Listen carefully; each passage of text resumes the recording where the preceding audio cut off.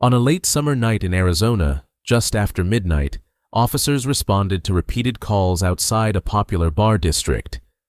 The man at the center of the disturbance was Drew, a California police officer visiting out of state. Multiple venues had already asked him to leave. Witnesses described escalating behavior and unwanted physical contact with security staff. What began as a routine removal quickly drew law enforcement attention, setting in motion a chain of decisions that would end not on the street, but inside a jail cell. Hey,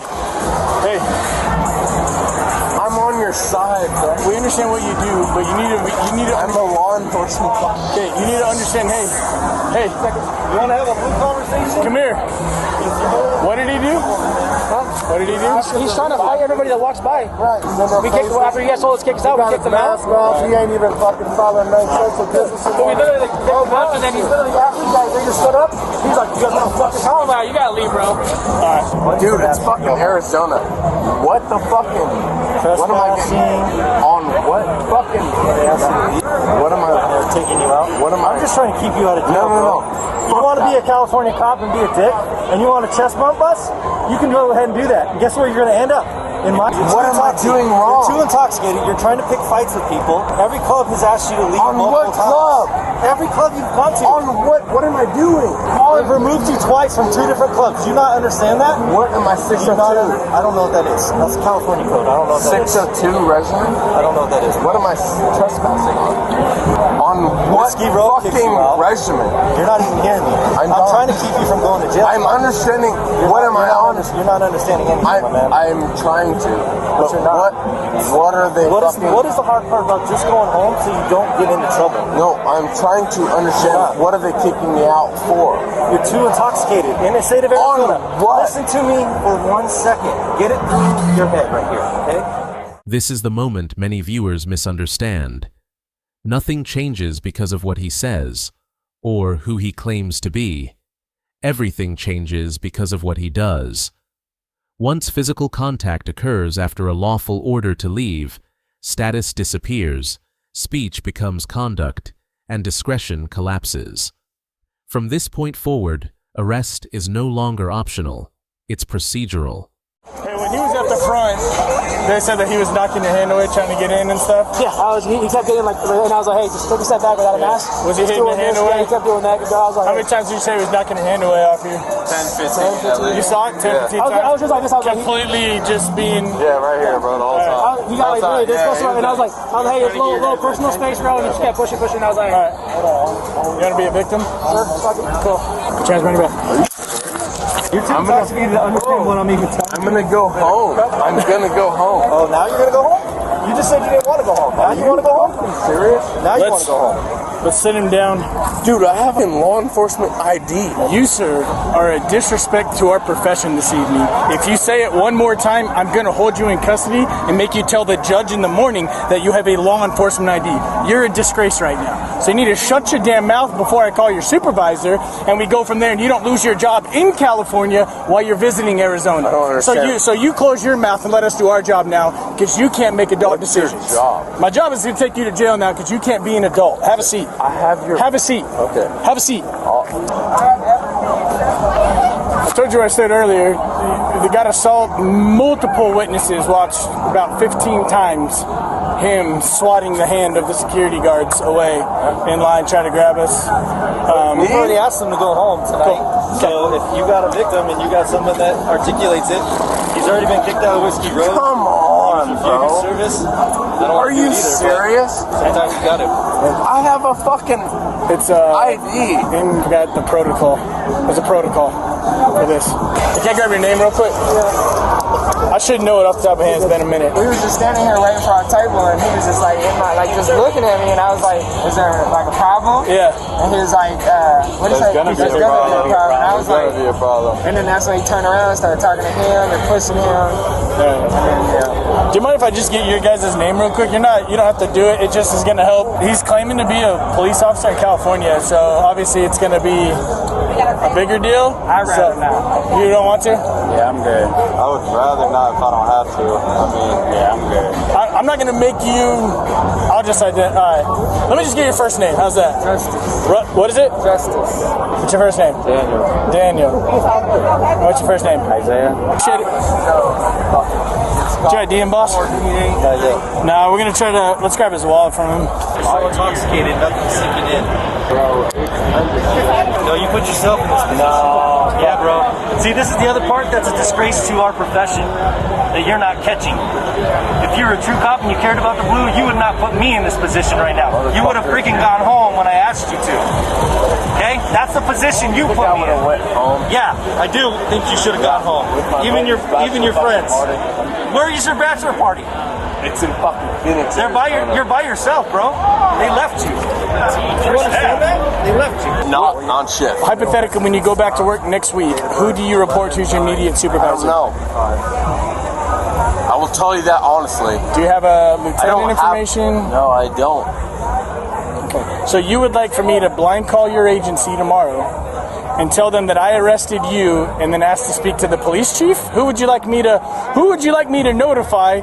Because if you don't want to give me any information, it's going to be a blind call to whoever I can get a hold of. I don't have a. To be honest with you, are you? I'm listening. To be honest with you, Yeah, I would hope you would be honest. Yes. I don't have. You're not listening. I am listening. You haven't completed. My personal stuff. Drew, man, we tried, buddy. I don't know how we gave it our damnedest, my man. I don't know how you tried. Okay. Well, hopefully tomorrow when you're sober and you watch our body camera footage, you'll understand how we went above and beyond to try. I don't understand where That we're wearing body cameras right now. see anything that you tried tonight. It's a lot That I would see. Copy that, boss. I would hope that disorderly conduct, as in 415, or Correct. 415. A. 415A. Maybe just 415. What's my? We have different statutes, so remember What's that. my other charge? Confused by your question. What's my other charge? Assault, 245? perhaps? Yeah. What? 1203A1. Ooh, got him. What's my other charge? Disorderly conduct, dude. Disorderly conduct? Correct. So what is 415. that? 415? A? Yep. So it's a misdemeanor? Yep. Both are misdemeanors. Can you contact, I'd love to contact somebody. Who can I can you contact? contact Sergeant Terabets? Yeah, is he in your phone? He's in Placer County, 6. Is his information in your phone? No, I don't have my phone. That's not your cell phone in your pocket? It is my cell phone. Yeah, so I'm going to remove your cell phone and you can provide me with that information. We can grab the phone. What that means, man. Can I hang out in custody without being in cuffs? Or No, you have to be in handcuffs, my man. can you at least loosen them a Okay, little? I just loosened this one. And I'm gonna. I can't feel. I can get my whole finger in this handcuff. I can't feel that you are. Okay, I can assure you that I am. Let me loosen this one. Stop moving around.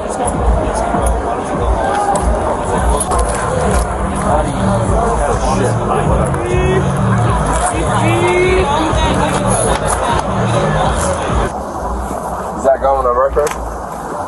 Is what going on? What record? 647F. Sure. Jesus Christ, bro. Yeah, man. 647F is going on my record. Spread your feet. I can't walk. No, you're done walking. You need to spread your feet. Have any needles? I don't have nothing, bro.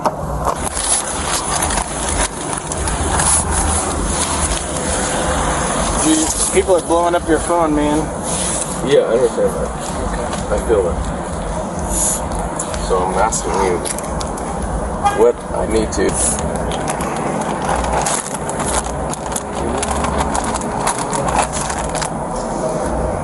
Alright. Drew, you know the deal, okay, man? Is there I anything? do know the deal, Okay. but I can't be fucking chilling out forever. Is there anything on your persons that we missed during this search? No, I Okay. have zero. Alright, we have to give everyone the same warning that goes into our cop car and into our jail.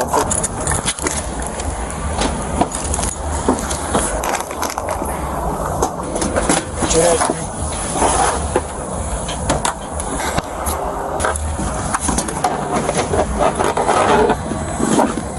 Is there a fucking fit? Do you slide your hands down into I the can't. groove? There you go. Keep, hang on. Keep working your hands down. There's elbow grooves. Okay. It's a short ride, okay? Yeah, whatever.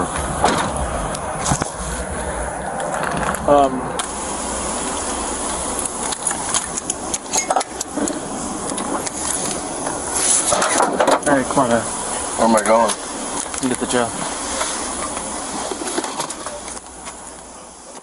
Picture yourself stepping into a crowded nightlife district far from home.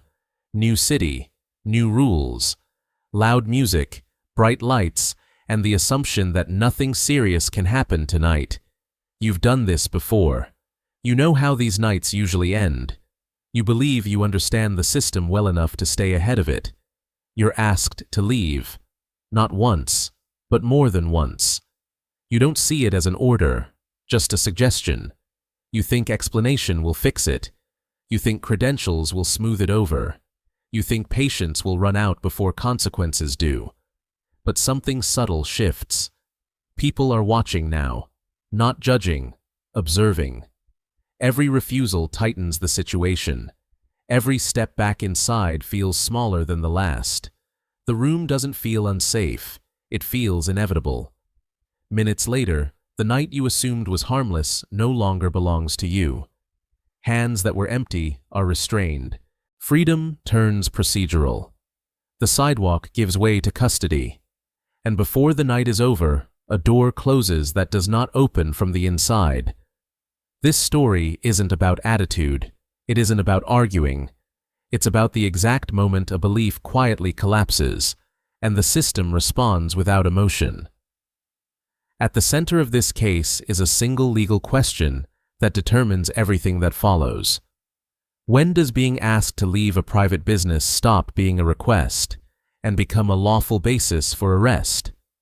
Many people believe protection comes from identity, experience, or knowing the right language to use in the moment. The assumption is simple. If you explain yourself clearly enough, escalation can always be avoided. That belief is the legal myth driving this entire encounter. By the end of this video, you will understand why the thing she believed would protect her is exactly what made arrest inevitable. This case does not hinge on insults, tone, or disagreement. It hinges on a narrow legal boundary most people misunderstand, one that separates speech from conduct and voluntary compliance from compelled removal.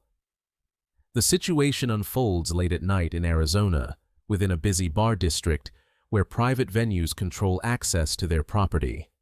The individual at the center of the incident is visiting from out of state, moving between establishments as the night progresses.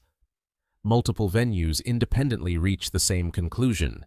He is too intoxicated to remain inside. Security staff ask him to leave, not once, but repeatedly. Each time, the instruction is clear and lawful. Exit the premises and do not return. Instead of disengaging, he re-enters. More than once. Witnesses begin to accumulate. Staff recognize him. Security recognizes him. The pattern becomes visible.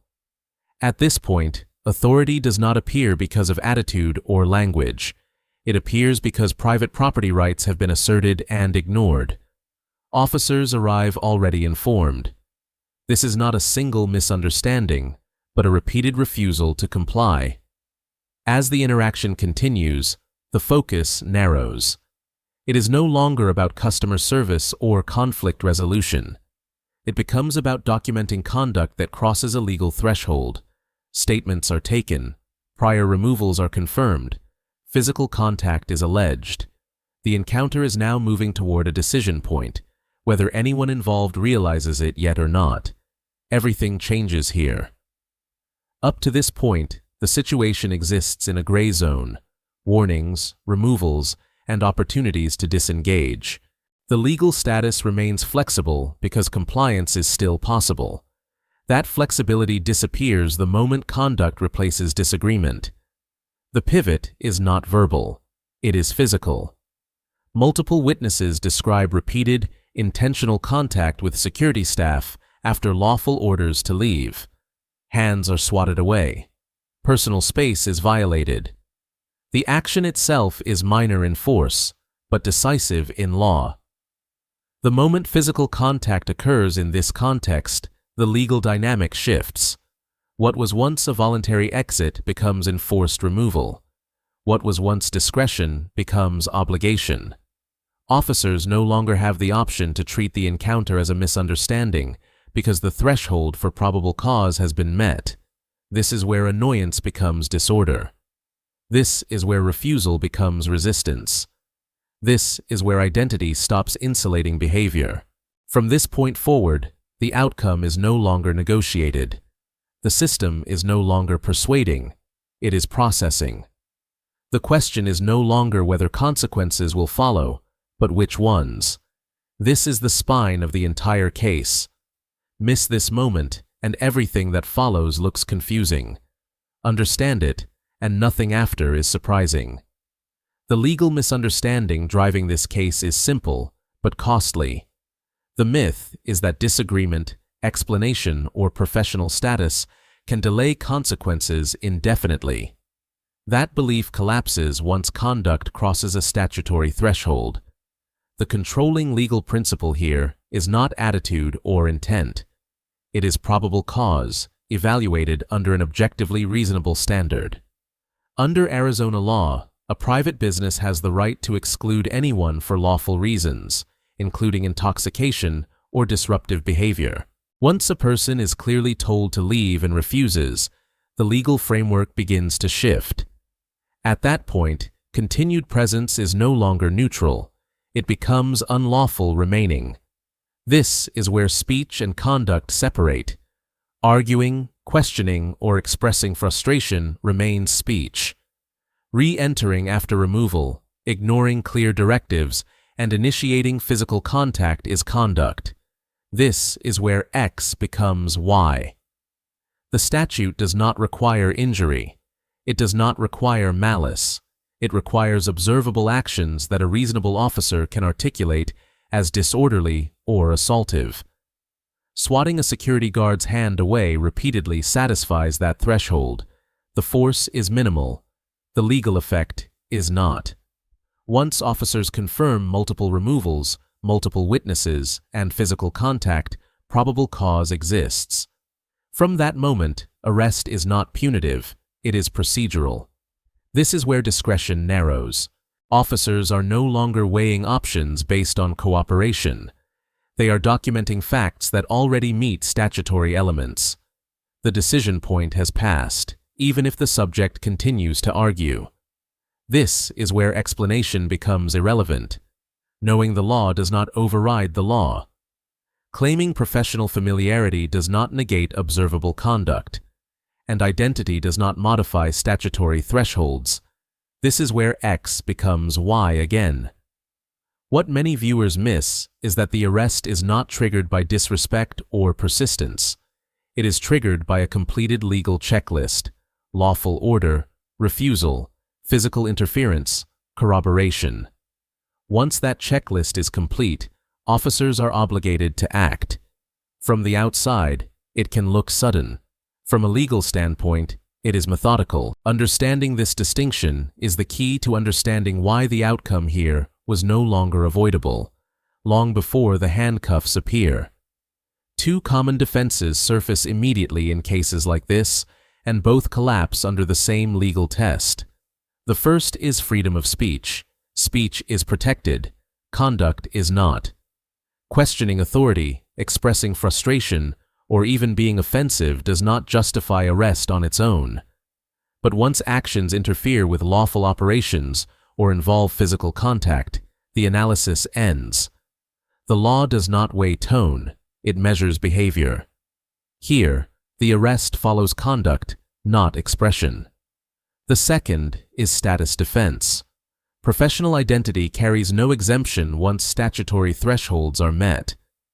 The objective standard does not change based on occupation, training, or experience. Officers are not permitted to apply one rule to visitors and another to insiders. Doing so would violate the very neutrality the system depends on. This is why personal explanations, credentials, and familiarity fail in moments like this. The legal test is external, observable, and repeatable. It asks only one question: would a reasonable officer seeing these actions believe a crime occurred? In this case, the answer is yes. What emerges here is not a psychological condition, but a recognizable behavioral pattern that appears repeatedly in similar cases. It begins with entitlement, the belief that familiarity with the system grants flexibility others do not have. That belief evolves into authority confusion, where informal influence is mistaken for legal protection. When boundaries are enforced, the response shifts again into status insulation, the assumption that identity should override outcome. As consequences approach, the pattern tightens. Responsibility is deflected. Accountability is reframed as unfair treatment. The role of victim is asserted, even as objective facts accumulate. This is not a mental health diagnosis. This is a behavioral pattern. And it matters because the law does not respond to internal belief. It responds to external action. When behavior follows this arc, outcomes become predictable, regardless of who the person is or what they believe about themselves. The resolution of this case is not dramatic. It is administrative. Once the arrest is made, the process moves forward without discretion or debate.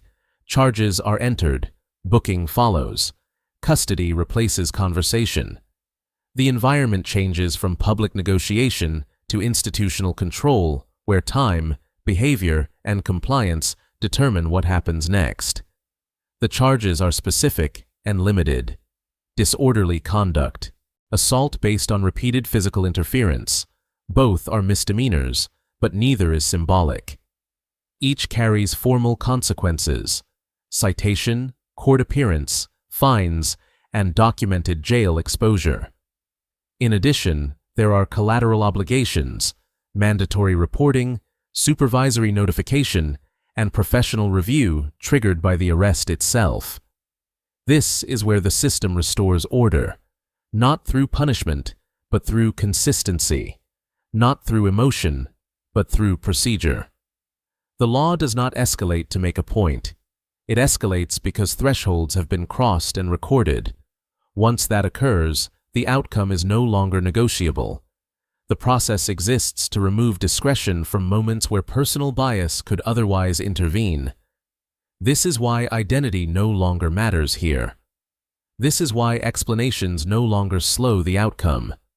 This is why the ending feels inevitable. Order is not the absence of freedom. Order is the framework that allows freedom to function.